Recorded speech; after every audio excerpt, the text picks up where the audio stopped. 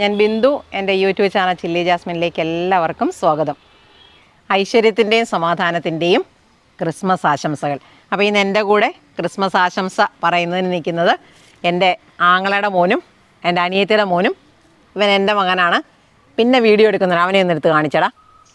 നമുക്കത് ഇത് നമ്മുടെ ചൈനീസ് കാബേജാണേ. വിളവെടുക്കാറായോ എന്ന് നമുക്ക് നോക്കാം. അപ്പോൾ ഇത് നല്ലോണം കൂടിയിട്ടൊക്കെ ഉണ്ട്, കണ്ടോ. അപ്പോൾ ഞാൻ ഏതായാലും എടുക്കുവാണ്. ഇതിൻ്റെ പുറത്തെ ഇലകളൊക്കെ പഴുത്തൊക്കെ തുടങ്ങിയിട്ടുണ്ട്, കണ്ടോ. ഈ പുറത്തെ ഇലയൊക്കെ നമുക്ക് അങ്ങ് ഒടിച്ച് കളയാവേ. കുഞ്ചു, നീ ഇതുപോലത്തെ കാബേജ് കണ്ടിട്ടുണ്ടോ? കണ്ടിട്ടുണ്ടോ? അത്രേ ഉള്ളൂ. ശിവ, നീ കണ്ടിട്ടുണ്ടോ? ഈ സാധനം ആ, ഇത് ഐസ്ബർഗ് എന്നാണ് ഇതിന് പറയുന്നത്. ലെറ്റ്യൂസ് എന്ന് പറയും ഇതിന്. അപ്പം ദേ കുറച്ച് ഇല കൂടെ അഴിച്ച് കളയാം.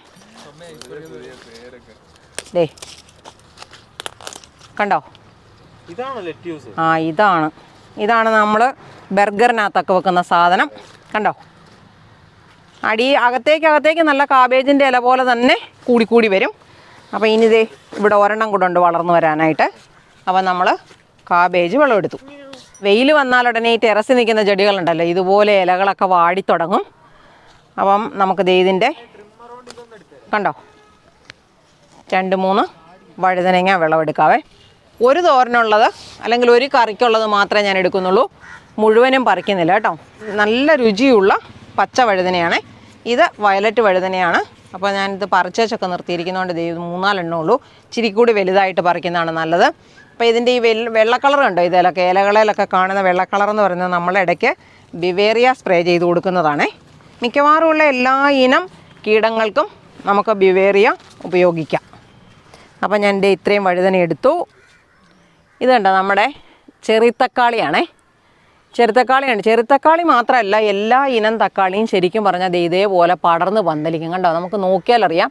എല്ലാ കമ്പുകളും കണ്ടോ പന്തലേ കൂടെ പാവലും പടവലും പോകുന്ന പോലെ അത്രയ്ക്ക് നീളത്തിൽ ഓടുന്നില്ലെന്നുള്ളതേ ഉള്ളൂ. പക്ഷേ ഇങ്ങനെ പടർന്ന് കിടക്കുന്നതാണ്. ഇത് കൊലയായിട്ട് കായ്കളുണ്ടാകും, കണ്ടോ. എല്ലാം തന്നെ കൊലകളായിട്ടാണ്. അപ്പോൾ ഇത് ഞാൻ പറിച്ചിട്ട് കുഞ്ചുവിന് കൊടുക്കുവാണേ. കുഞ്ചു തന്ന് ടേസ്റ്റ് ചെയ്തേ. മധുരം ഉണ്ടോയെന്ന് പറഞ്ഞേ. മധുരമാണോ പുളിയാണോ എന്ന് പറഞ്ഞേ? ആണോ? തിന്നു മുഴുവൻ ആ കൂടെ ഇതൂടെ തരാം. ബാക്കിയൊന്നും തന്നെ കിച്ചു നയിച്ചു.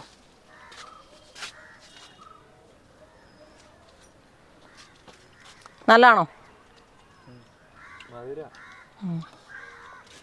അപ്പം ഇനി നമുക്ക് 2 പീച്ചിൽ പറിക്കാം. അപ്പോൾ ഇവിടെ നിൽക്കുന്ന പീച്ചിലൊക്കെ അത്രയ്ക്കൊന്നും ആയിട്ടില്ല. ഇത് നമുക്ക് കറി വെക്കാൻ വാങ്ങിച്ച ഒരു ചൗ കിടന്ന് കിളുത്തതാണേ. പല പ്രാവശ്യം ഞാൻ ടെറസ് ചെയ്ത് പരാജയപ്പെട്ടതാണെങ്കിലും ഇന്ന് ക്രിസ്മസിൻ്റേതായ എന്തെങ്കിലും വ്യത്യാസം കൊണ്ട് ഇവൻ വളർന്നു കിട്ടുമോ നമുക്ക് നോക്കാം. നമുക്ക് ഏതായാലും ഇതിനെ ഒന്ന് ഒഴിച്ചു വെച്ചേക്കാം.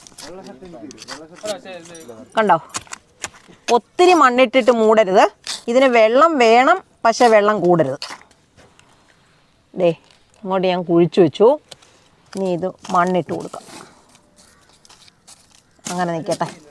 ഇത് ഇവിടെ നമ്മളെ കമ്പ് കുത്തിക്കൊടുത്തിയൊരു കപ്പയാണേ. നമുക്കപ്പോൾ ഇതിൽ എന്തെങ്കിലും ഉണ്ടോയെന്ന് നമുക്കൊന്ന് വെറുതെ പറിച്ചു നോക്കാം, അല്ലെങ്കിൽ നമുക്ക് വേറെ ഏതെങ്കിലും ചെടി നടാമല്ലോ. അപ്പോൾ ഇവിടെ നിന്ന് വെച്ച് വെട്ടിയേരെ. ആ മതി, അതിനി അവിടെ നിൽക്കട്ടെ, കാരണം മേളിലോട്ട് പോയിരിക്കും അത്. നമുക്കിത് വലിച്ചു പറിച്ചെടുക്കണം. ഇളക്കിയേ പറിക്കാവുള്ളൂ കേട്ടോ. ഉണ്ടോ? അയ്യോ, എൻ്റെ കൂട് പൊട്ടിയല്ലോടാ. ആ പറിച്ചെടുത്തേ നോക്കട്ടെ. അയ്യോ, ദേ ഒരു കപ്പയുണ്ട് കേട്ടോ. ഉണ്ടോ? അയ്യോ, ഇതെന്നതാ ഇത്? അയ്യോ, ആ നേരെ അതേ ഇരിക്കുന്നു. ആ ഇത് പൊക്കി എടുത്തേച്ച് നമുക്ക്. അയ്യോ, നല്ല സൂപ്പറായിട്ടുണ്ടായി കേട്ടോ. ആ അത് പൊട്ടിപ്പോയി.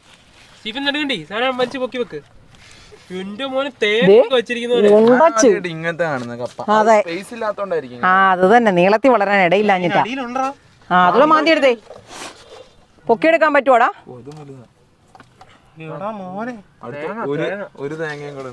ഇനിയുണ്ടോല്ലോ? ഇനിയുണ്ടോ? ആ ഈ ഒരെണ്ണേ ഒടിഞ്ഞിട്ടുണ്ടായിരുന്നുള്ളൂ.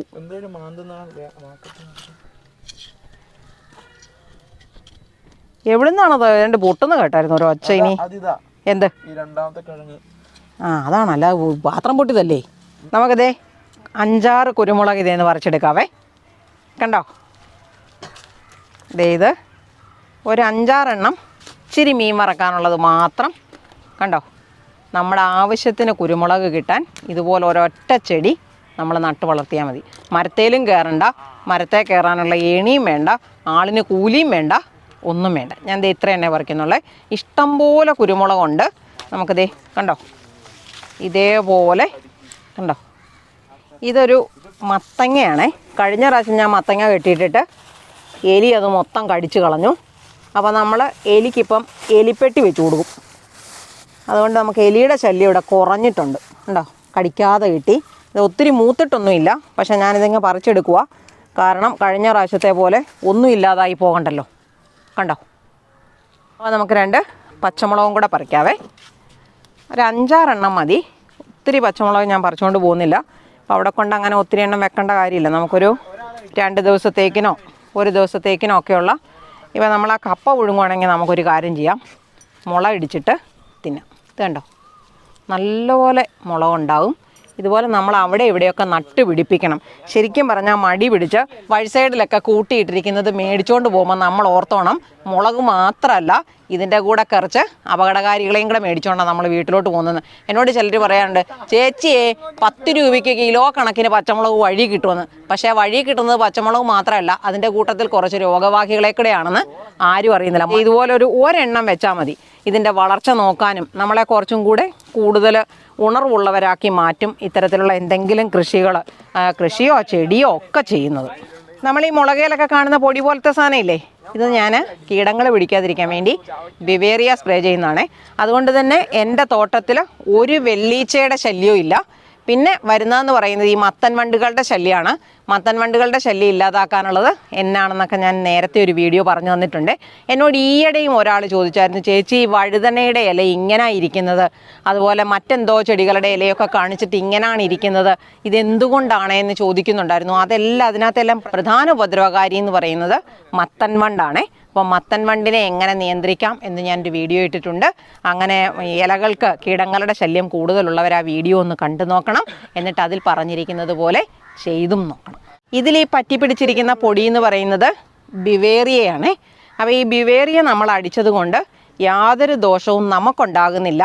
ഇന്നലെ അടിച്ചതാണെങ്കിലും ഇന്ന് അടിച്ചതാണെങ്കിലും നമുക്ക് കഴുകി കളഞ്ഞതിന് ശേഷം ഉപയോഗിക്കാം.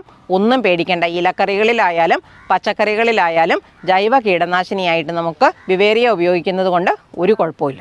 നമ്മുടെ ഒരു ചുവന്ന നിറത്തിലുള്ള കാപ്സിക്കമാണ്. ഇത് നല്ല പഴക്കമായൊരു ചെടിയാണ്. പക്ഷേ കാര്യമായ രോഗങ്ങളൊന്നുമില്ല. ഇപ്പം ഈ ഇലയുടെ തണ്ടുകൾക്ക് ഇലകൾക്ക് കണ്ടോ ചെറിയ മഞ്ഞ നിറം വരുന്ന കണ്ടോ. ഇത് മഗ്നീഷ്യത്തിൻ്റെ കുറവ് കൊണ്ടാണ്. ഇങ്ങനെ വരുമ്പം നമ്മൾ എപ്സം സോൾട്ട് ഉപയോഗിച്ചാൽ മതി. നമുക്ക് വേണമെങ്കിൽ ഇതങ്ങ് വിളവെടുക്കാം, അല്ലെങ്കിൽ ഇതിനകത്തെ അരി വീണ്ടും നമുക്ക് പാകി കിളിപ്പിച്ചെടുക്കാം. സ്ഥലമില്ലാത്തവർക്കും ഉള്ളി കൃഷി ചെയ്യാം എന്നുള്ളതിൻ്റെ തെളിവാണിത്. ഇത് കേട്ടോ, ഇവിടെ ഇതിനകത്തോട്ട് നമ്മൾ നോക്കിയാൽ അറിയാം ഉള്ളി ഇതേ നല്ല പോലെ ഉണ്ടായി തുടങ്ങിയിട്ടുണ്ട്. കണ്ടോ, ഇത് ഉണ്ടായി. ഇത് ഒരു 3 ചുവട് ഉള്ളിയാണ്. 3 അല്ല, ഇതൊരു കുറച്ചുകൂടെ ചെറുതാണ്. നല്ലതായിട്ട് വളർന്നിരിക്കുന്ന ഇതിനകത്ത് 3 ചുവടാണ്. ഇത് കണ്ടോ, ഒരു ഉള്ളി വെച്ചപ്പോൾ അത് 1, 2, 3, 4, 5, 6 പീസായിട്ട് മാറിയിട്ടുണ്ട്. അപ്പോൾ ആ ഒരു ഉള്ളിയിൽ നിന്ന് നമുക്ക് ഇതിന് 6 ഉള്ളിയാണ് കിട്ടുന്നത്. അപ്പോൾ അതേപോലെ ഞാൻ ഇവിടെ 1, 2 അങ്ങോട്ട് കുറച്ച് പാത്രത്തിലൊക്കെ വെച്ചിട്ടുണ്ട്. ചിലതൊക്കെ ചുവട് തിരിഞ്ഞിട്ടുണ്ട്, ചിലത് വളർന്ന് തുടങ്ങുന്നേ ഉള്ളൂ. ഓരോ അവസരത്തിലും നമ്മൾ നമ്മുടെ അടുക്കളയിൽ ഇതുപോലെ മുളച്ച് കിടക്കുന്ന അല്ലെ മുള വന്നിരിക്കുന്ന ഉള്ളി കണ്ടാൽ അന്നേരം ഞാൻ ഇതേപോലെ കൊണ്ടുവന്ന് ചെയ്യുകയാണ് ചെയ്യുന്നത്. നമുക്ക് ഈ ഒരു പീച്ചിലും കൂടെ വിളവെടുക്കാവേ.